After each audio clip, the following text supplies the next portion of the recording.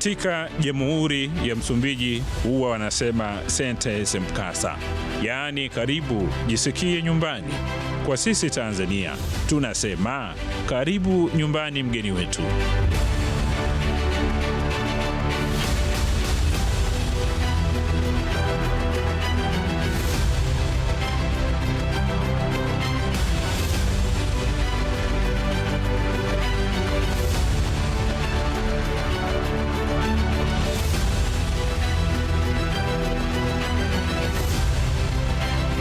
Na wahenga husema jirani ni ndugu kuliko ndugu aliye mbali. Ndivyo ilivyo kwa ndugu hawa. Tanzania na Msumbiji wanapokutana katika meza ya udugu, urafiki, ushirikiano, mshikamano na maendeleo.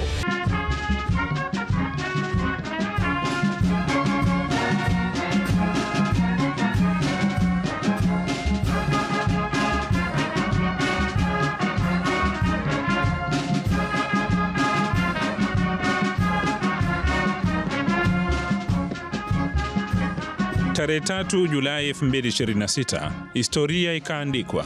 Ukurasa mwingine ukafunuliwa kwa Rais wa Jamhuri ya Msumbiji, Mheshimiwa Daniel Francisco Chapo, kufika nchini Tanzania kwa ziara iliyolenga kuimarisha uhusiano wa kidiplomasia na ushirikiano wa kimkakati. Ziara ya Rais Daniel Francisco Chapo imebeba taswira ya urafiki uliojengwa kwa misingi ya historia, mshikamano na maono ya pamoja ya maendeleo. Kutokana na udugu wa muda mrefu, Rais Chapo pia amekuwa mgeni rasmi katika ufunguzi wa maonyesho ya 50 ya biashara ya kimataifa ya Dar es Salaam maarufu kama Sabasaba, maonyesho ambayo yameendelea kuwa daraja la biashara, ubunifu na uwekezaji.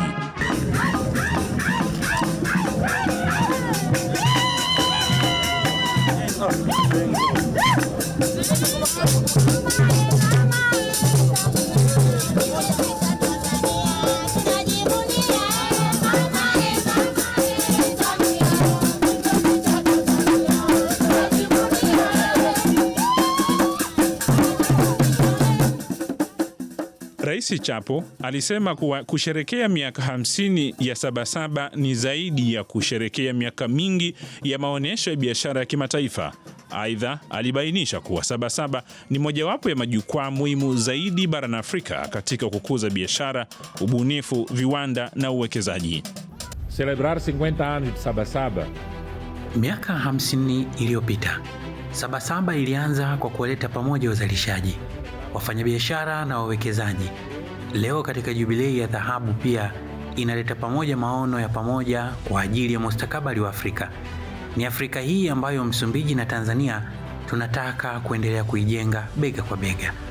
Karne ya 21 itaundwa na uwezo wa Afrika kubadilisha fursa zake kubwa kwa utajiri wa watu wake.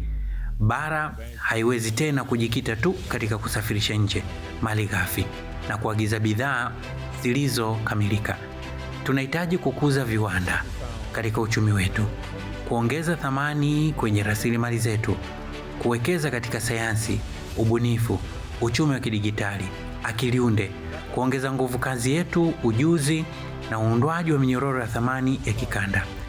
Eneo huru la biashara huru la Afrika linatupa fursa ya kihistoria na kufanya masoko yetu kuwa utengamano zaidi, yenye ushindani zaidi na yenye ustahimilivu zaidi.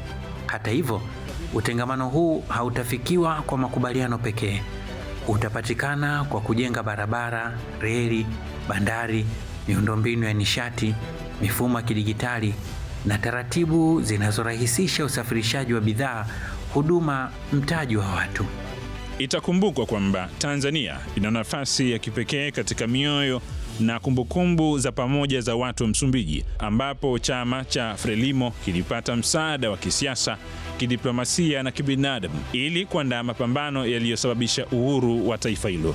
Urafiki wa Msumbiji na Tanzania unatukumbusha urithi na urathi kwa maono ya Mwalimu Julius Nyerere na Rais Samora Machel, viongozi ambao waliamini kwamba hatima ya watu wa Afrika itakuwa imara zaidi daima inapojengwa juu ya mshikamano, umoja na ushirikiano.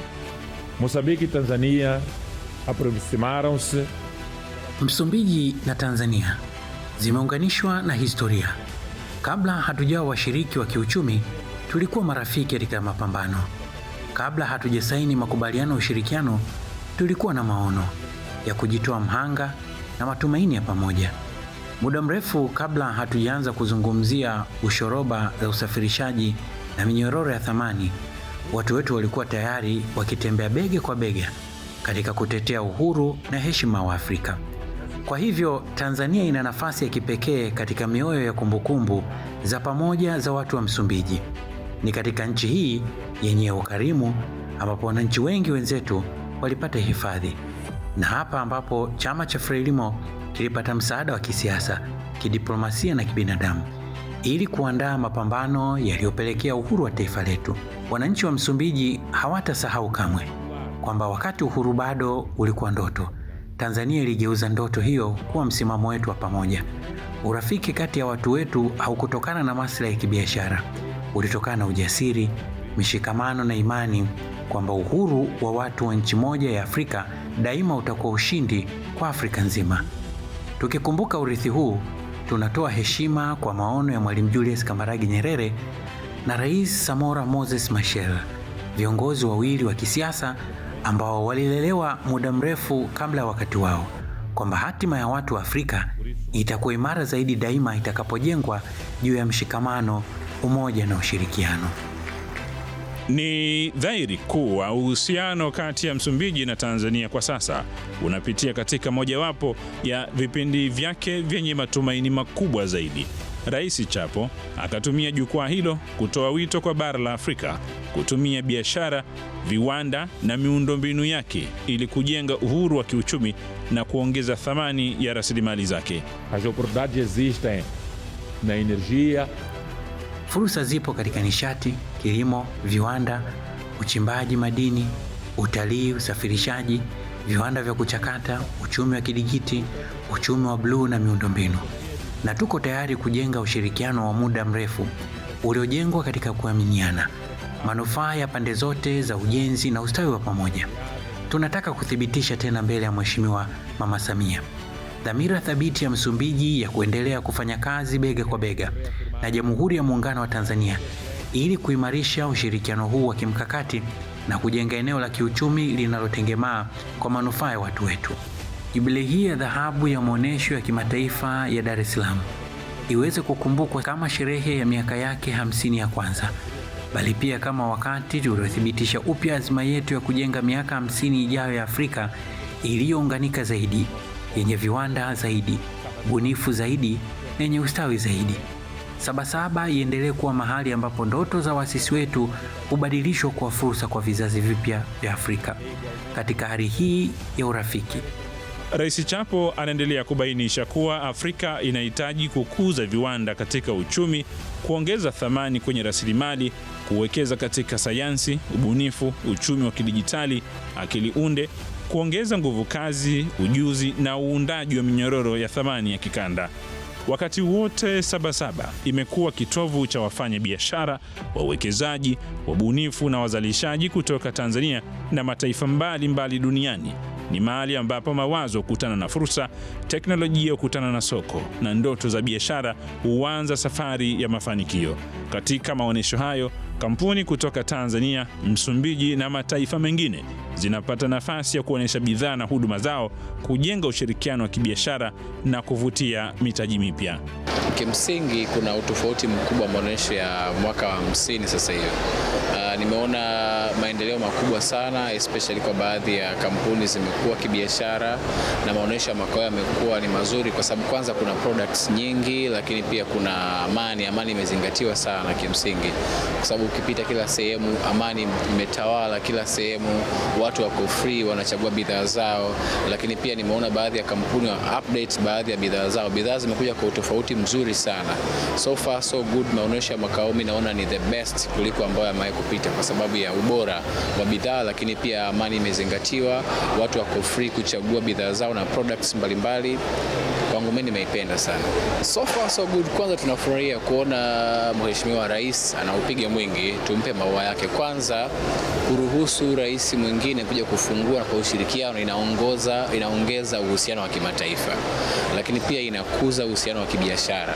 Ndio maana Mheshimiwa President akaona connect na Mheshimiwa President wa Msumbiji, kidogo inatuongeza mahusiano ya kimataifa. Hii pia inatutangaza sisi nje kama Tanzania. So far so good. Watu wanaona bidhaa wanaangalia products mbalimbali, lakini pia tunaongeza mahusiano mazuri. Kwa hiyo ni faida kwa nchi kama Tanzania na watu kama Msumbiji, kwa sababu sisi tuna bandari, faida na vitu vingine vingi ambavyo watu kama Msumbiji tunawasaidia. Kwa hiyo tunajitangaza sisi kibiashara na kuongeza mahusiano mazuri ya kimataifa.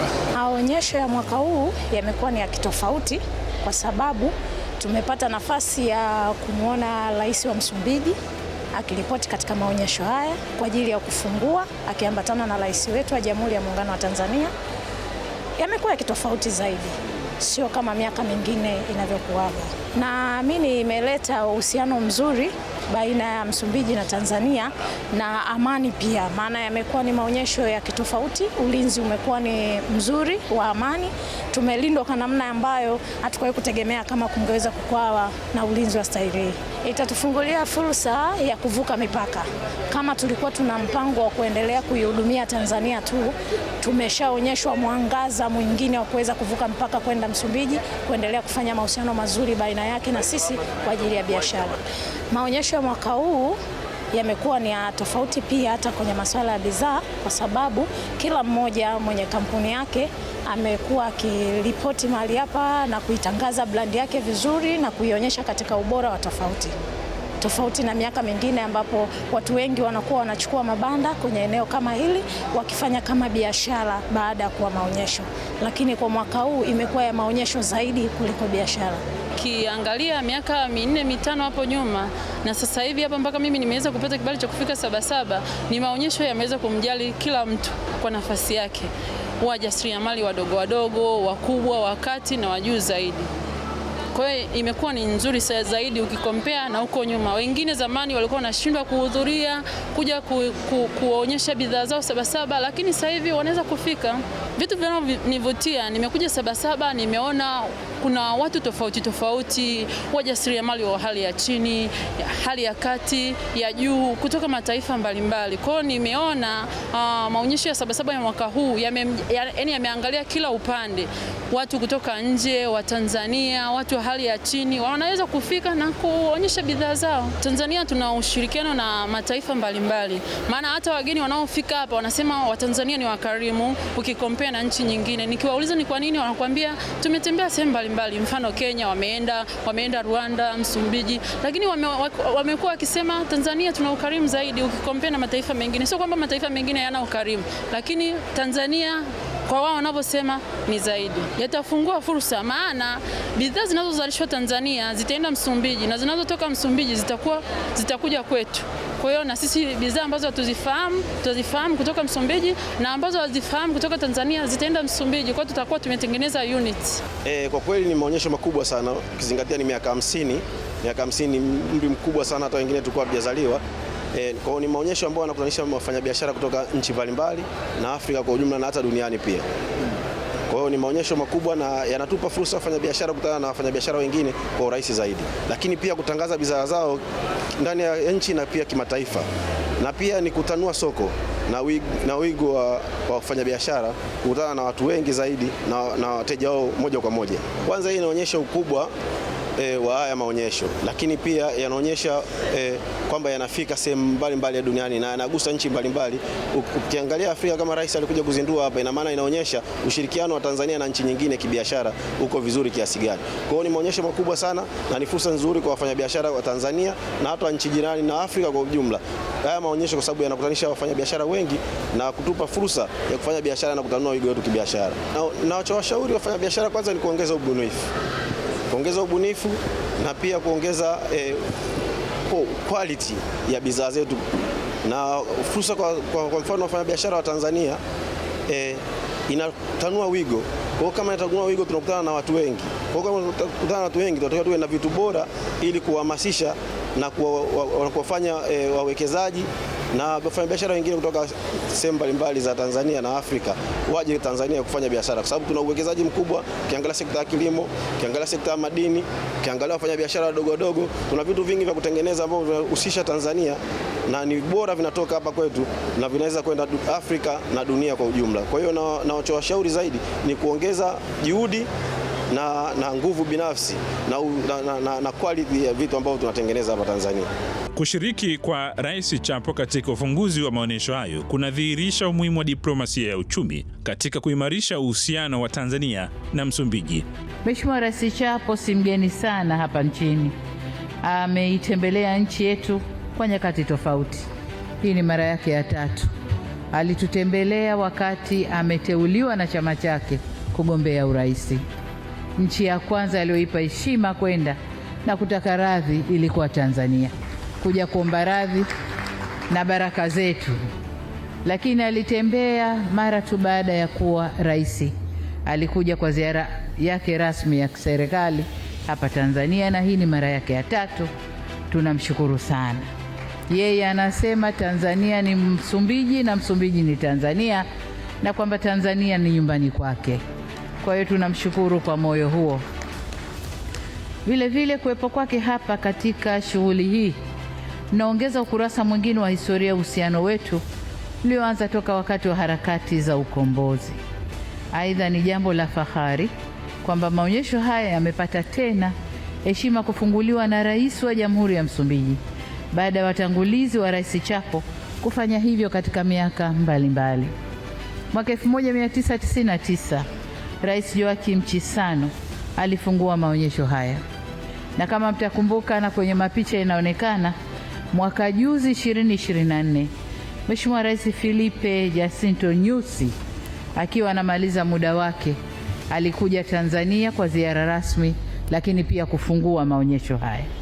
Leo hii Mheshimiwa Rais Chapo anaendeleza heshima hiyo kama alama muhimu ya kuimarisha udugu na ushirikiano wa kimkakati katika diplomasia, biashara na uwekezaji.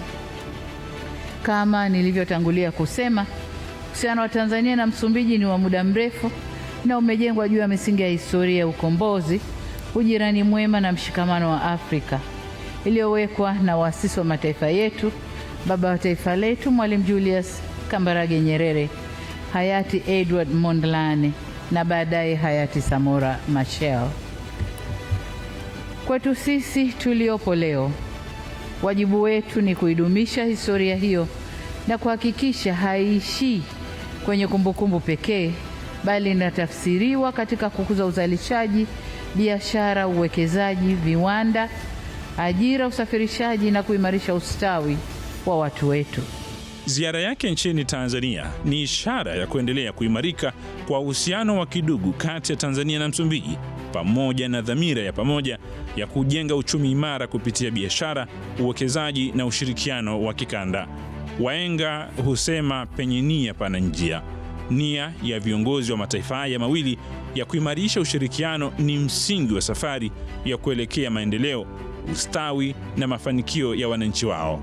Katika kipindi cha miaka 50, maonyesho haya yamekuwa daraja muhimu la kuwaunganisha wazalishaji na wanunuzi, wafanyabiashara na masoko, wawekezaji na fursa za biashara, pamoja na kuunganisha Tanzania na dunia. Kwa wananchi wa Tanzania, maonyesho haya ni sehemu ya maisha yetu. Wapo walioanza na biashara ndogo, kupitia maonyesho haya leo wamekuwa wafanyabiashara wakubwa. Wapo wakulima, wajasiriamali na wabunifu ambao kupitia maonyesho haya wamepata masoko, maarifa, mitaji na washirika wa kuendeleza biashara na shughuli zao kwa ujumla. Lakini tupo tulioanza kama maafisa wa kawaida, tukawa majaji, tukawa wasimamizi wa mabanda ya biashara, na leo niko hapa naongea nanyi. Lakini nimefurahi kuona wale waonyeshaji au washiriki wa maonyesho ambao toka mimi ni ofisa wapo kwenye viwanja hivi mpaka leo, akiwemo Mama Ana Mkapa alitulea kwenye mabanda yake, tumekuwa na leo tuko hapa. Mama, asante sana. Tunapoadhimisha miaka 50 ya maonyesho haya ya biashara kimataifa, hatusherekei tu maonyesho, bali tunasherekea juhudi za wafanyabiashara na wajasiriamali wetu, ubunifu wa sekta binafsi, mchango wa viwanda vyetu na nafasi ya Tanzania katika biashara ya kikanda na kimataifa inayochochea ukuaji wa uchumi wa taifa letu. Nimefurahi kuona mwaka huu maonyesho haya yameendelea kuvutia washiriki wengi kutoka ndani na nje ya nchi. Nimekutana na jamaa zangu wa Kiomani pale, wanasema kampuni 25 nadhani zimekuja mwaka huu, lakini Indonesia na wenyewe wameongeza uwakilishi na kama mlivyoona wameshinda kwenye maonyesho haya.